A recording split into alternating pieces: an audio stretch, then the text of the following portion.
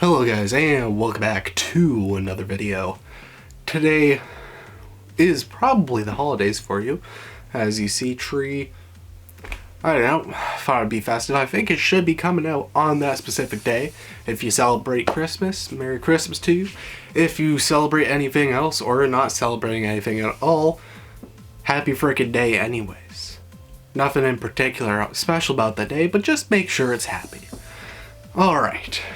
Today, we are going to be talking about 10, not a top 10 in particular, don't have any order for this, must-watch shows from 2020. I'm going to try to pick out a bunch of different genres or niches within anime watching to try and at least give you one show that will sound enticing, at least by what you are usually drawn into by any means. Also, this list is going to be quite biased. Of course, everything is biased, but I'm just putting in all the bias I want into this list. So a bunch of popular shows that I did not like, they're not even going to see a light of day within here. I ain't throw them on, to appease the most of the people. This list is mine, alright? So I'm going to have as many dumb shows as I want on the list itself. With all those prefaces out of the way, let's get right into the video. First show I do want to talk about is Boofy, or I don't want to get hurt, so I maxed out my defenses. And I think this is one of the really good comedy series of 2020. It aired very early in the winter, and it's quite funny in my opinion. It has a lot of the wholesome humor vibes, as the biggest sell for the show is definitely the main character, Maple herself. She is so cute as a character, probably one of the easiest to follow main characters ever, as she's just like an innocent high school girl, not even too much in the game, just gets into this one game and just max out defenses. She's broken. She's absolutely broken in this game, just by stumbling about, and with all this shenanigans that goes on because of it.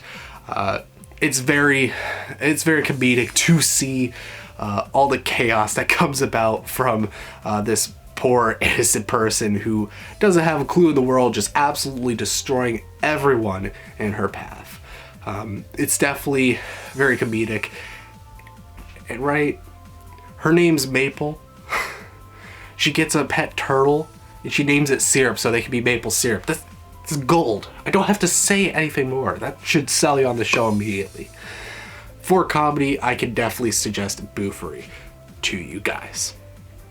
Going on, I want to give a nice slice of life pick, but from the amount I watched, I don't like most of slice of life. Especially solid, just singular slice of life shows that have come out, but I definitely wanted to give a spot to them. So my spot will be giving it to Keep Your Hands Off Aizoken. Now, I thought it was pretty good. The rest of the contenders for this list I honestly hated, so this would just win anyways, but I'm not giving any crap against this show because it's definitely very solid. I think it's better if you did watch it when it was coming out, and I think this was airing in the winter season as well. This show, it's about these three girls, and they're pretty much, they're inspired to animate, the anime we watch, and that is their general interest. They try to start a club. They don't really have one at their school, so they make the Aizoken Club, the film club, which is for animation, but they just have to call it the film club. Hence the name, Keep Your Hands Off Aizoken, as they definitely deal with a lot of problems trying to get the club to start up and working on the first few projects to really sell what they're doing as a studio. Honestly, it's very interesting. I know a lot of people really love this series, and I understand completely why with all those people, as it really has some unique animation. It's nice to see. It has a unique style of having the animation come to life and play throughout in the real world, and then go back to reality. So it has that nice artistic style that just sprinkles in every once so often. Honestly, it's pretty suggestible. It's quite a good slice of life from 2020. I didn't think all of them were that great, but if you had to pick any one, I would definitely choose Aizoken. Alright, now I want to give one to the typical action shonen vibe. What's going to win? Well, it's clear. Jujutsu Kaisen. Just kidding. I'm not a freaking army. I'm not voted for that trash. Yes, I'm going to acknowledge it. A lot of people love it. I don't. So it's not going to get the spot. Most people would choose Jujutsu. But no, I'm going to remind you of another show that came out in the winter season, that being Toilet Bound Hanako-kun. It does definitely have less of the action elements, but there are some fights in it, so I would say it counts. It is also a shonen, so it counts in that department. No matter if it did not get as hyped as all the other things, I thought this series was really, really good. It had quite the unique art style, and I personally liked it. Has these kind of like thicker lines. It has this kind of acrylic coloring, I would say. And when it has comedy, it sometimes has these like kind of comic-like boxes that pop up. All that I generally really liked. I like the uniqueness in it, but I understand why some people don't. That's one thing to keep in mind with this show. But what Toilet Bound Hanako-kun is about is we have 7 ghosts that are within the school of like major power. One of them being Toilet Bound Hanako-kun himself, being spirit number 7. And they all serve a certain function within it. Toilet Bound Hanako-kun himself, he offers a wish, but at a cost. So there's a lot more details to get into, but I would keep away from spoilers in that regard. We have our main character, Yashiro, ask for a wish to get with this guy, and stuff goes wrong. They end up being bound together by this type of spirit sort of deal through a mermaid scale in particular. And a lot of the venturing around the school, it happens, meeting more ghosts, meeting most spirits, yokai in a sense. And honestly, I very much enjoy the series. It's not much for the action. It really has some nice supernatural elements. For something that's pretty kid safe, it does not do too much crude humor. It also is really good in the horror department. There's some parts I'm like, wow, this is really eerie. And it's supposed to be, you know, kind of more laid back in a sense. So it really did impress me on a lot of fronts. Amazing animation, amazing like styles overall. I love its storytelling. I love the world building. All the characters are so interesting, especially with all the gimmicks that come along with, you know, all the spirits, the 7 spirits and stuff like that. Definitely super interesting. Absolutely suggest this one, as it's probably one of my more favorites on this list. Next, I want to give a show that's a little bit of a nice breath of fresh air in a sense. Not your typical type of story that you'll see in a lot of anime. That's to say, a bunch of them are all stereotypical, like Aikiza tropes, school rom-com tropes, stuff like that. We're keeping away from that and picking a good show within that bounds. And I definitely want to give that spot of the breath of fresh air to The Great Pretender. This show has us adventuring around the world, so we're definitely going to see a lot more places compared to the usual show. Again, breath of fresh air in that sense. And it's kind of a heist show, similar to a lot of, I would say, American media with like Mission Impossible films. So it's way more comparable to that than most anime. That's why I would call it a breath of fresh air. I honestly thought it was generally very interesting. It definitely had flaws to me, but a lot more people praise it more than I do. I don't give it as much credit as a lot of other people do. Just to acknowledge that. Even that, I would say this show is definitely great. I love its art style. It does have, you know, some nice pacing. It has some pretty well-developed characters. Certain parts I like more than others. I have certain gripes towards the end. that being said, it's definitely a solid show overall, and I could definitely suggest it for people who need that breath of fresh air from, the normal plots that always happen in anime. This will give you something different, something really unique to watch. I wanted to give a single spot to a action series, like heavy action focused type of deal, and I was going to easily give that to Akadama Drive. I don't know exactly how to pronounce it, I'm going with that. This show is quite beautiful looking. They definitely spent their time with this animation. It has the nice neonness. It just really accentuates these fights, makes them look really good. They're really focusing on something you can gush at when watching these fight scenes. And story-based, it's a little bit crazy. Definitely, it's quite unexpected from what you would think going in. It definitely had a lot of turns, which I would not expect. Some of them I really enjoyed. Definitely there's a lot of plot points that you're like, wow, I'm crazy it went to that sort of depth. A lot of characters where you think they'll be very basic throughout the whole show, they'll actually see some pretty good amount of development. And it really is surprising.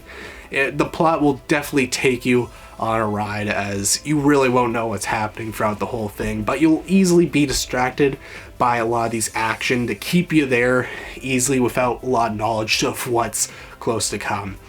Generally, a bunch of the action is thrilling, beautiful within this show, so giving it credit on that. And plus a lot of character dynamics, having all these Akudama, or pretty much criminals, together, a lot of them with crazy personalities, is just fun to watch when put on screen together. A lot of their personalities bounce off each other very well throughout the show, and how it all ends up is always quite interesting. It isn't finished yet, we still have one more episode to air before this comes out, but yeah, I think this is very solid and quite suggestible. So one big trope that came out of this 2020 year was we had the start of the web manga adaptations. Definitely just the big series from Webtoons just got adapted. And is there any recommendable? Well, two of them suck ass. Nobilis is probably the worst thing I've seen ever. It really is. It's so bad. It's so boring. It's horrible. The other one, Tower God, super bland. Really has no substance to it at all. It just kind of looks pretty. So otherwise, if there wasn't one with substance, it could win the action category. But no, we did actually have one good Webtoon series, and that is the Tower of God. Probably one of the things that was something I started watching when I was first getting into anime, when it was coming out. So I do have some pretty much, it's been a long time since I've watched it in comparison to other things, but still it has a lot of, I would say, action, long-running shonen tropes. It's definitely quick. It's just setting up like an introduction for the whole story itself. But a lot of the world is interesting. It shrouds itself in a lot of mystery. I would say the main character is somewhat bland. Their character dynamic is a little bit not there. But a lot of the side characters, you'll definitely like come to love one of them. Like, man, I want to see this character do well when he's on screen. So you definitely will have that one character to root for, I think. So the action is definitely quite interesting, especially the crown, the fight for the crown and seat within like episode 4. That was definitely what kept me there for the rest of the show. Definitely kept me intrigued in what was happening. And these kind of games that get played within the tower are definitely fun to watch, and a lot of the characters that are participating are quite interesting to watch as you see the techniques that they pull. A lot of surprises. I think is very interesting. So if you're going to check out any webtoon, make sure it's Tower of God, because the rest of them you're going to regret your time you spent there. Getting on, I wanted to hit on some like rom-com drama type of deal. I don't think there was a bunch of like them put out in this season, especially for like, you know, new stuff, but there was one that I know a lot of people gravitated towards, especially since the season did not have a lot to offer, and that is Rent a Girlfriend. This show, you know, a lot of people may joke on it for its concept being ridiculous, but it was surprisingly pretty good, and I think a lot of its writing is definitely plausible in a lot of senses. The main character, you can hate him, you can love him, and you can still enjoy the show either way. Personally, I did not like the main character. I rooted against him, and I can enjoy the show. If you actually like this main character, if you think he is the relatable simp, Jesus Christ, don't relate with a simp, guys. It's kind of sad. But if you are that person, the show will still be satisfying for you. I think a lot of the girls in the show, not the dude, are definitely a lot more likable. So you definitely want to see their dynamic. A lot of the story plots that happen with them are quite interesting. It was quite surprising that I would actually come to enjoy this show overall. I think it's actually quite quality compared to, a lot of what assumptions a lot of people would make just off the bat. There's a reason a lot of people have actually, tried it, think it was degenerate, and then actually came out liking the hell out of the series. Then bought the manga, had to go up to the Barnes & Noble employee and be like, here, I'm buying Rent a Girlfriend. And had to say that with a straight face. The show is that good that that's happened to quite a few people. It definitely does say a lot about the show, and I can agree to the sentiment. I personally wouldn't buy the manga myself, go through that type of shame, but I would say I did watch this show, especially here, and say it's a must watch. Kinda crazy, but I'm going to actually give it that spot. So probably one of the things I gravitate towards quite a lot is what can be called the tearjerkers, or some emotional drama shows, and definitely I want to give that spot to The Day I Became a God. Whew, that show was actually quite amazing.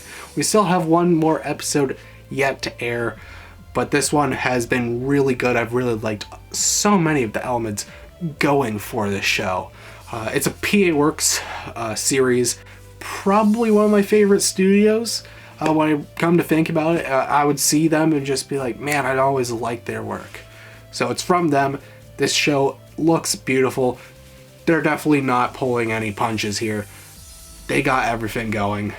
A lot of the jokes, in comparison to other series, quite similar to it, I think from the same directors, such as Charlotte, and I'm pretty sure Angel Beats as well. They all have the same director.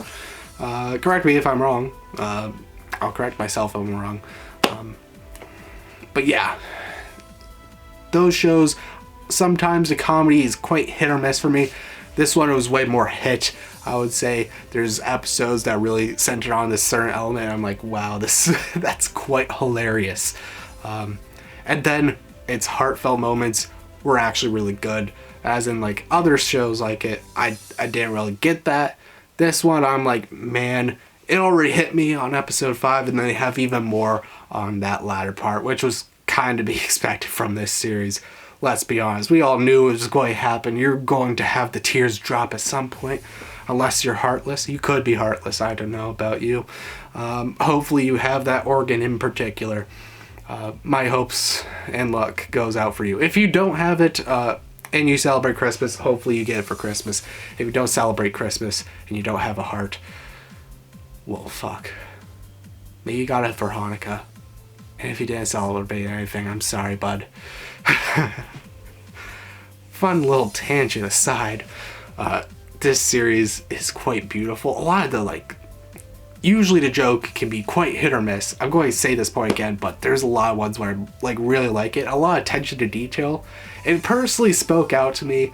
There's definitely this one thing, because they're making a movie at a certain point, and they're like, oh yeah, you can use these free editors to remove the backgrounds. And I'm like, how is it going to be gimmicky as hell? And usually you just see a perfect outline, and that's impossible. If you're using a free editor, that's impossible. But it had the crummy outline and that attention to detail. Beautiful. I love that. It spoke out to me, and definitely just boost the points on this show, along with its definitely deep, sorrowful, bittersweet moments, which I won't get into because they are quite heavy spoilers. just know they are at the end. If you're the person who doesn't like to cry at a show, this may not be for you, alright? You may want to keep away from this one. But if you're the one who's like, man, I want the tearjerkers, I want, you know, to have this box next to me, I want to be looking quite ugly after I come out from watching this, I would suggest this show. Covering one more in a genre I haven't really got to, the psychological thriller, also a little bit horror, not really in this one, as it's quite a unique case, and that's going to be Talentless Nana. Man, this show quite surprised me, because at the start of the season I was like, oh, I'm going to watch it, but I don't know how much I'm going to enjoy it. It sounds, from the synopsis, just like My Hero Academia. And that's it. What's the spin here? And it definitely has one great spin, I will say. To really get into it, what they say are the enemies to humanity are actually these people with the superpowers themselves. So, we actually have a character who is a secret insider, completely operative, acts as if they have a power themselves, and goes to try to kill off the people with powers. And geez, this is so interesting to see. The psychology of it, it definitely fits that psychological bill. And we get to see the minds of the characters, while the characters who's trying to figure out the mystery get the evidence to prove that this character's guilty, while we have our main character who's going and killing everyone, you know, going through the thought process of how they're going to off people. It's definitely great to watch, especially so interesting, so intense. You don't know what's going to happen simply because all these characters have massive powers. Powers that are like, you know, how are you going to kill someone if they have this power? It's like, that would be a very hard task, especially with trying to do it discreetly and secretly from everyone else. Definitely a really good series in that respect. It has the kind of detective vibes, and for something that sold itself in the synopsis just like, you know, My Hero Academia, but like worse budget, this was a big surprise of the season. I talked about it before, I'll talk about it again. This show is quite amazing and outstanding, so I had to put it on this must-watch list. And the final series I want to talk about, this one I'm just going to seal as my personal favorite of 2020. The official my favorite stamp is going on this show, and it is Sleepy Princess in the Demon Castle.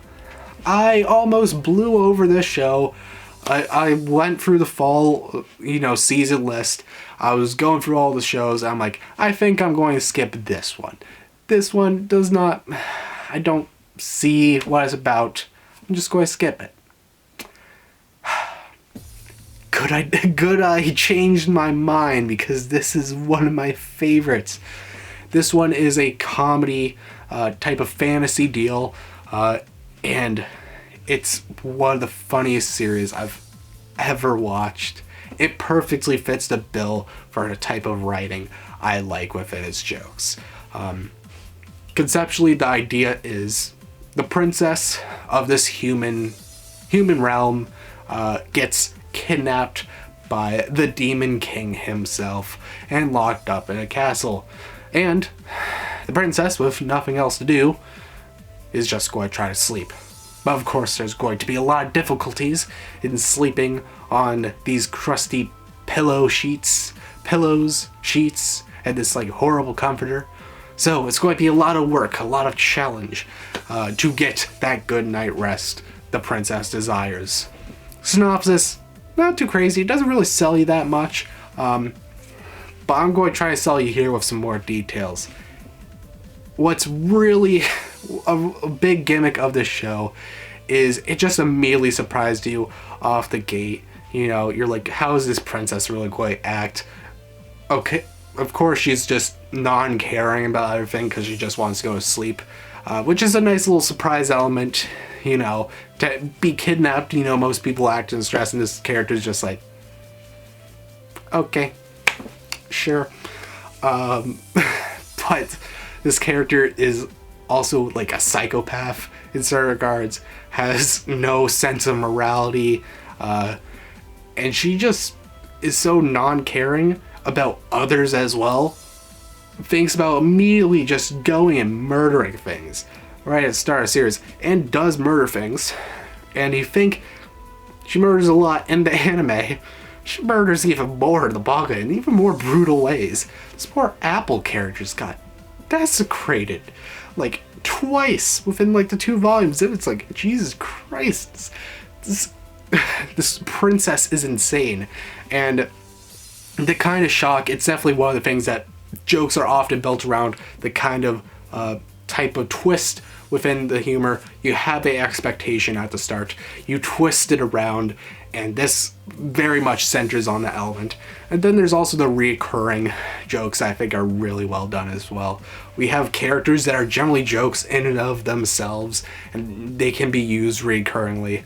Like the Ghost Shrouds, they're just constantly used as like murdered, and they keep on joking. You keep on seeing characters like figure out that, Jesus Christ, it's just a pile of bodies she has stacked up in a room. Like, it really subverts expectations in that sense, and that type of writing is often one of my favorites when I see it in like humor. So script wise, I love how every joke is written. I just love it. And the characters themselves, we have actually a lot of fun, vibrant characters. It's not just the princess that is quite interesting. I think a lot of the other side characters, definitely I think the gate demons are what they called. I'm not exactly sure, but all the demons that are around the table, the council, they also have a bunch of fun characteristic traits, like the demon cleric, Demon King himself. They're all quite funny. I love the dynamics between the characters. It's really fun. I love it. It put a smile immediately on my face. It kept me through this whole show. It was so good, making it one of my personal favorites of this season. But yeah, that is my list, guys. Hope you guys did enjoy this video. You can dispute me on certain picks on this list. I know I left out a few. I'll talk about them if you ask about them in the comments. But those were the 10 series I definitely wanted to talk about and say they are must-watches of 2020. If you want this list 2021, or I'm definitely going to try to get more of the shows that came out so I can make a more accurate representation.